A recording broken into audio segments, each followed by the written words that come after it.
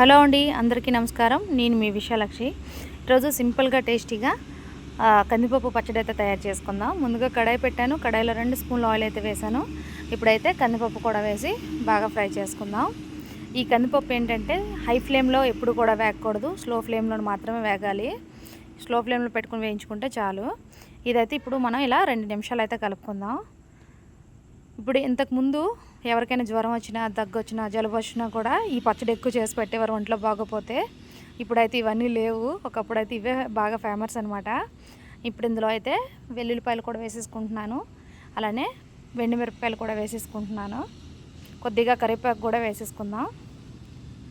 కొద్దిగా మినపప్పు కూడా వేసుకుందాం. మినపప్పు ఎందుకు ముందు వేయలేదంటే వేగంగా వేస్తే కలర్ అయితే మారిపోద్ది కదా, అందుకోసమని ముందుగా వేయలేదు, లాస్ట్లో వేస్తున్నాను. ఈ మినపప్పు వేసిన తర్వాత కూడా 1 నిమిషం అలా ఫ్రై చేసుకుందాం. మినపప్పు ఎక్కువసేపు అవసరం లేదు కదా, వేగంగా ఫ్రై అయిపోద్ది అనమాట. ఇప్పుడు కొద్దిగా సాల్ట్ కూడా వేసేసుకుందాం. మా శ్రీకాకుళం సైడ్ అయితే మాత్రం చాలా ఎక్కువ మంది ఎక్కువ చేసేవారనమాట. ఇప్పుడు అలా తగ్గిపోయిందనమాట. ఇంతకుముందు అయితే మాత్రం బాగా చేసుకునేవారు ఈ పచ్చళ్ళు గట్ట అన్నీ. ఇప్పుడైతే ఇందులో చింతపండు వేసేద్దాం. అంతే, మిక్సీ అయితే ఆడేసుకుందాం.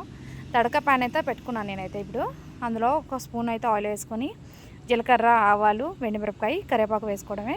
తాలింపు అయితే పెట్టేసుకున్నాను కదా, అంతేనండి. వీడియో అయితే అయిపోయింది. నా వీడియో నచ్చినట్లయితే లైక్ చేయండి, సబ్స్క్రైబ్ చేయండి, అలానే కామెంట్ కూడా చేయండి. అందరికీ